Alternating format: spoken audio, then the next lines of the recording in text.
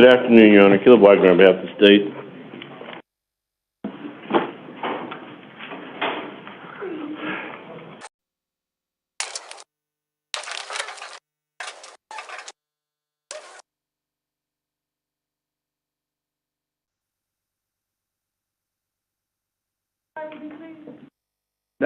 No, come on out.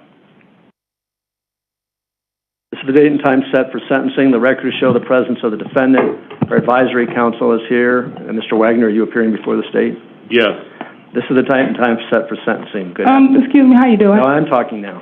Okay. Listen to me. Is your true name and your complete name Shayna Marie Blackshire? The court lacked jurisdiction over the subject matter. What is your date of birth? The court lacked jurisdiction over the subject matter. The court will accept the court, based upon a verdict by the guilty in this case. The court lacked jurisdiction over personal addiction. As a result of a jury trial, the court finds the defendant is guilty in CR 22-209. Count 1, unlawful flight from a law enforcement vehicle, a Class 5 felony. This is in violation of ARS 28624C. Y'all cannot force me to get sentenced. Yes, I can. ARS 28622, ARS 28622.01, A1, 28624C, 283001, 283304, 283305, 283315, 13701, 702, and 801. The date of the offense was on or about February 5th, 2022. The offense is non-dangerous, and I'm finding it non-repetitive for reasons I'll state on the record. Count 3, that she is guilty of count 3, criminal damage, a Class 1 misdemeanor. It's in violation of ARS 13-1602A1, 13-1601, 13-707, 13-802. And she's also guilty of count 4, burglary in the second degree. This is a Class 3 felony in violation of ARS 13-1507A, 13-1501, 701, and 702, and 13-801. The date of the offense was on or about February 5th, 2022. Judgment of the court that she's guilty of count 5, resisting arrest, a Class 6 felony in violation of ARS 13-2508, A1, 13-701, 702, and 13-801. The date of the offense was on or about February 5, 2020. Excuse me, advisor. Why is they allowed to do such things? 2022. The offenses are non-dangerous and non-repetitive. The reason I'm finding them is the microphone off, Louis, by the way. Turn it off. Excuse me, that's illegal. Y'all can't do that. No, that's on now. Turn it yes, off. it is, Justice. All right. So the offenses are non-dangerous. I'm finding them non-repetitive. Why are you allowing that? I'm finding you're. The court lacks jurisdiction, she screams, but does it? This is the classic sovereign citizen defense, and it never works. Courts reject it every time. Ever wonder why people still try it? You're your own lawyer. He's not your lawyer. He's nothing can do it.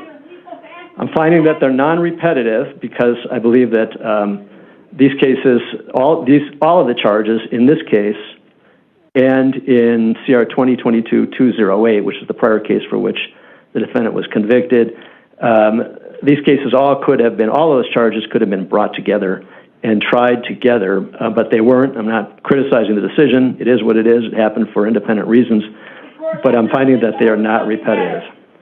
All right. So, Mr. Wagner, do you want to be heard on behalf of the state? I do, Your Honor. I refuse to proceed. And if the victims wish to be heard, we have victims here in the courtroom. A victim, I think. I'm not sure. No, Your Honor. She's outlasted the victims. She's outlasted the victim. Do you wish to be heard? The victims have had to return back to their homes in Oregon, and they're not here, which is a detriment to them. They had as much a right to be here as she did for sentencing, but she is her own attorney, and she's drugged us out long enough that the victims aren't here to give a statement today. Right, so y'all can't do that. Y'all cannot force me, y'all can't sentence me like this. Ms. Blackshire, I believe that these are repetitive and that she should be subject to the Category 2 repetitive offender statutes. Talking about the fall. She committed these crimes. She was taken into custody for the first crimes, the 208, Your Honor. She was taken into custody for 208. She made bond and was released on bond, and then she committed these separate offenses while on felony pretrial release. I just want to make clear, to save your words, I do intend to impose the enhancement of 2 years for the crimes being committed while on release. So I just want to... All right, thank you. If there was any confusion about that, I wanted to straighten it out. I apologize for interrupting you, but I thought it was something to clarify up front. This is illegal. I believe that it's more than warranted. She was sentenced. Those were separate cases. She was released from those cases, and she committed the new cases. Not only did she commit these crimes separately from the other crimes, these crimes significantly, especially the burglary, I believe substantially affected the victim. The victim, the owner of the property at Morningstar Ranch. Yes, she was burglarized before. No real property was taken from there. As you heard, you sat through both trials. But in this case, in this burglary here, count... Let me out of here. I don't have to proceed with this. Move. I don't have to. Count 4, Your Honor. Let me out now. The defendant confronted the victim at her home and has substantially affected the way the victim feels about her safety and security at the home, which I think is very important, Your Honor, to acknowledge that. I'm sorry. I'm getting... What's that? Are you going to allow No, I'm talking to you. Why are you taking her up? No. You're not? Okay. Because I don't want to be in here. Staying in. Requested to leave. Oh, you're bringing the chair in. Okay, that's fine. I apologize, Mr. No. That's fine, Your Honor. I was getting signals from the defense. That's fine. I also would point out to the court that the unlawful flight from law enforcement... I stand by. Apparently they're going to restrain her and bring her back in.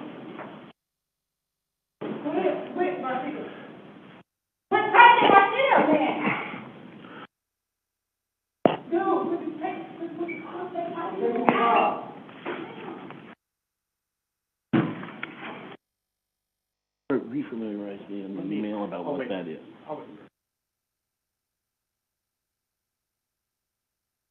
Thank you. All right. This is what y'all brought me in here for? All right. Defendant is back. You may continue, Mr. Wagner. Thank you, Your Honor.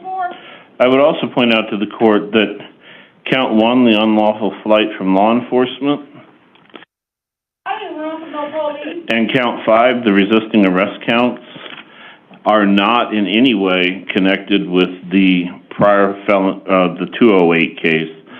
They're separate victims there. These are definitely separate incidents. The state would argue that as well for count 4, the burglary, Your Honor. No, I'm not relaxing. Y'all been illegal. The court lacks jurisdiction over the subject matter. Y'all don't have no right. Get this shit off of me. If I could have just a second, Your Honor. I ain't never been violent with y'all. What's the statutory reference to the 2-year enhancement? I can't remember that. It is, I'm sorry, Your Honor, it is 708D, and I don't know that I made that entirely clear, but it just, whatever the sentence, the court prescribes, each sentence gets a 2-year enhancement. Is that ARS 13-707? Yes, I'm sorry, ARS 13708. Illegal. But not as to the misdemeanor, obviously. Not as to the misdemeanor. I concur with the misdemeanor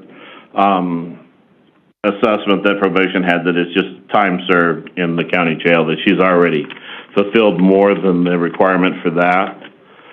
I agree that the presumptive terms are warranted in the other cases as well, Your Honor. I would point out that the jury during the aggravation phase, the jury found 4 aggravators. They found 4 aggravators. We have no mitigators here that I can see. Even with all of that, I would still ask for the presumptive terms as a Category 2 repetitive offender with the enhancements for the 13708D. I think that these charges probably would be warranted to run concurrent with each other. but I do feel that they should run consecutive to the defendant's prior case. She caused more harm and more emotional stress to the victim, the owner of the property, and then we have separate victims as to the resisting arrest charge. And she committed new crimes while out on bond, triggering Arizona's automatic 2-year sentence enhancement under ARS 13-708D. One mistake, years added. Did she seal her own fate by not waiting? The fleeing from law enforcement charge, Your Honor. I don't have anything more to add than that, and there's no victim's presence. There's some representatives, some neighbors, some people from the Morningstar Ranch that are still living in the area. They're present here today just to watch, I suppose. Very well. Thank you very much. All right, the court imposes a sentence as follows. As to count 1, unlawful flight, a Class 5 felony, the court, as I said, finds the offense to be non-repetitive, non-dangerous. The court imposes the presumptive term of 1.5 years in the Arizona Department of Corrections. The court imposes an additional 2 years sentencing enhancement because this offense was committed while the defendant was on pretrial release, and that's pursuant to ARS 13-708D. So the total sentence as to count 1, Class 5 felony, is 3.5 years. As to count 2, this is the misdemeanor criminal damage. The court imposes a sentence of time served. As to count 4, again, the court finds this to be non-dangerous and non-repetitive. This is burglary in the second degree, Class 3 felony. The court imposes the presumptive term of 3.5 years. This court also imposes the sentencing enhancement pursuant to 13-708D of 2 years. So the total offense level, the total sentence for count 4 is 5.5 years. As to count 5, resisting arrest, it's a Class 6 felony, non-dangerous, non-repetitive. The court imposes the presumptive sentence of 1 year. The court further imposes the sentencing enhancement as required by law under ARS 13-708D for 2 years for a total of 3 years as to count 5. The court further designates that the sentence imposed on counts 1 and 5 are to run concurrent with each other. That is the unlawful flight and the resisting arrest. The sentences in counts 1 and 5 are to run concurrent with each other. The sentence imposed on counts 1 and 5 are to run consecutive to the sentence imposed on count 4, which was 5.5 years as to burglary in the second degree. So the sentence imposed on counts 1 and 5 is to run consecutive to count 4. The court imposes the sentence imposed on count 4 in this case, which is burglary in the second degree of 5.5 years, is to run consecutive to the sentence that was imposed in case number CR 22-208. Right, so the sentence imposed as to count 4 in this particular case is to run consecutive to the sentence imposed in case number CR 22-208. That's because this defendant was released in the prior case, 22-208, when it was a justice court case. She was released when she posted bond on July 7th, 2021. She failed to appear and a warrant was issued for her arrest on October 20th, 2021. The events in this particular case are alleged to have occurred, I believe, on February 5th, 2022. So the events that happened at the Morningstar Ranch that were the subject of 22-208 are alleged to have occurred on the dates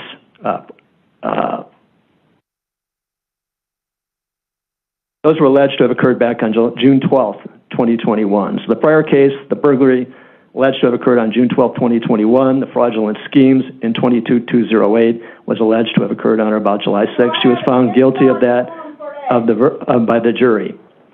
So she was charged with that case, released, went out and committed basically new offenses relating to the same properties. For those reasons, the court runs the sentence on count 4 consecutive to the sentence imposed in case number CR 22-208. You got all that, I think? All right. Any bonds are posted are not exonerated, they will be subject of a justice court forfeiture action, or a forfeiture action in this court, as whatever the case may be. So the bonds are not exonerated, but any warrants are quashed. Following the prison sentence, the defendant is to serve a term of community supervision of 1 day for every 7 days of the sentence imposed. Did you wish to, well, I'm not going to ask you whether you wish to address the court. You've clearly indicated you're not capable of doing that and following the rules of the court. You have the right to appeal the judgment of the court. If you wish to appeal, you must file a written notice of your intent to appeal, and you must do that within 15 days of today's date. Otherwise, you will lose that right. Ms. Blackshear, do you wish the court to appoint an attorney to represent you on the appeal? No, he will not be representing you on the appeal. Do you wish to have an attorney appointed to represent you on the appeal? If you cannot afford to pay one, the court will pay the costs of an attorney to represent you on appeal. That will include the costs of the lawyer's legal fees and legal costs. You will not have to pay anything. Do you wish to have an attorney appointed to represent you on the appeal? No. Appeals are specialized actions, and Court of Appeals is very sticky with their rules. They're very strict, and this is a real specialty with someone who knows how to write good appeals. I met with you before when you were here before, and we met not in chambers, but in the holding cell area. It's all on the record, what I'm referring to, and I advised you that it really is in your best interest, I believe, to have a lawyer represent you on appeal, and you indicated at that time that you don't want a lawyer to represent you on appeal. I'd really encourage you to do it. I think it's in your best interest, but it's your choice. Okay. You said I need what with that? You're excused. You're remanded to the custody of the sheriff to be delivered to the Arizona Department of Corrections to fulfill a sentence. How much time? Hold on a second. What? How much time did you give me? You just said a whole bunch of numbers. Yeah, you can take them. You're excused. Thank you. Good luck. All right. I'm not having the defendant step forward to sign for notification of her rights and to sign the judgment in this particular case. She's consistently, throughout all the proceedings in the Justice Court and in this court, as to whenever required to do so or asked to do so, refused to sign anything. So that would be fruitless to ask her to do that. But the record will reflect that I've advised her of her right to appeal, the right to have an attorney represent her on appeal, and I think that's all we're going to do. And I don't see any point in having her trying to sign these documents. That's just not going to happen. I don't either. I think it'd just be disruptive to the court proceedings. Okay. Anything else? All right, we're adjourned. Thank you. Final moment, she refuses to sign the judgment, a right she's allowed to waive, but it changes nothing. The sentence stands regardless. Does refusing to accept a ruling ever actually work?